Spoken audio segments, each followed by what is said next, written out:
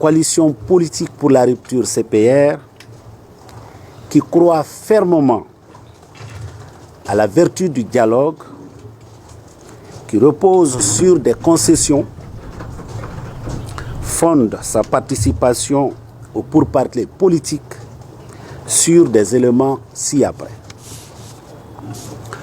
Le premier, c'est le caractère inclusif et le traitement égalitaire de toutes les entités devant prendre part à ce cadre de dialogue.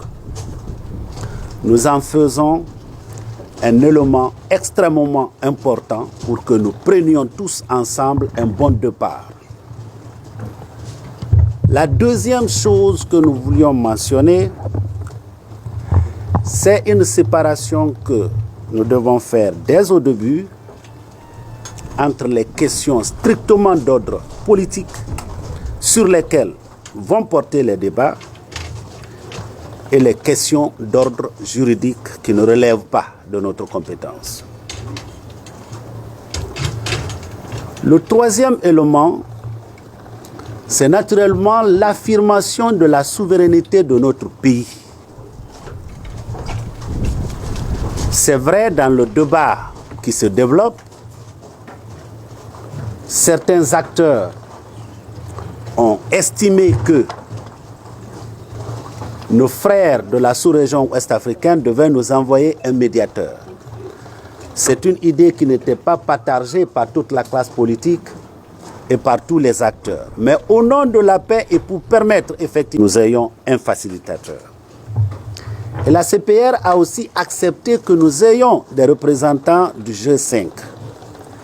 Mais par respect pour notre souveraineté, ils doivent être et rester des observateurs.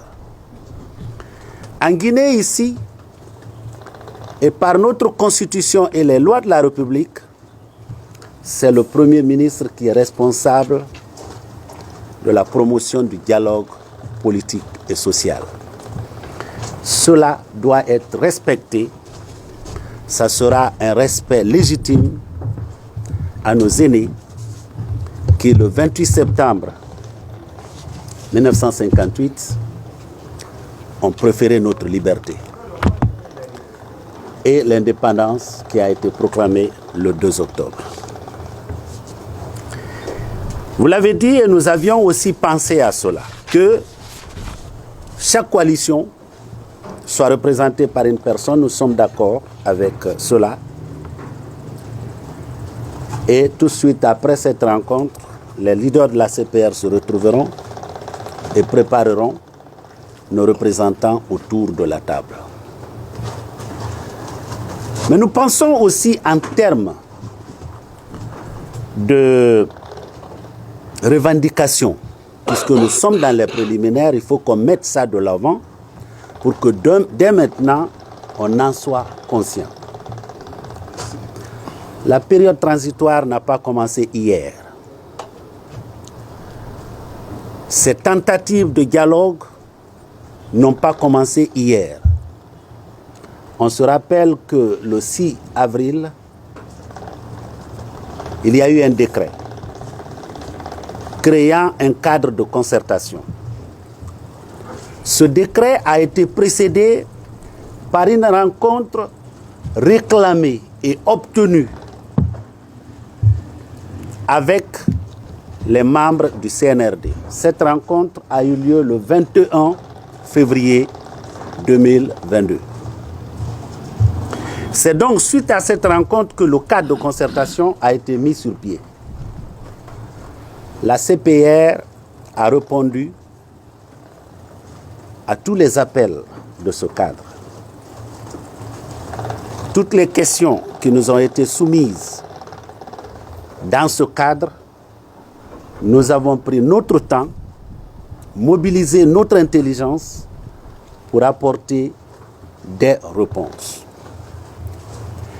Et parmi ces réponses, c'est ici, au siège de la CPR, que nous avons trouvé, au regard des choses que nous avons tous mises sur la table. Parce qu'aujourd'hui, quand on on écoute le débat, on a l'impression que tout est en train d'être proposé ou imposé par le CNRD ou le gouvernement. Mais les Guinéens s'étaient exprimés. Les politiques ont commencé.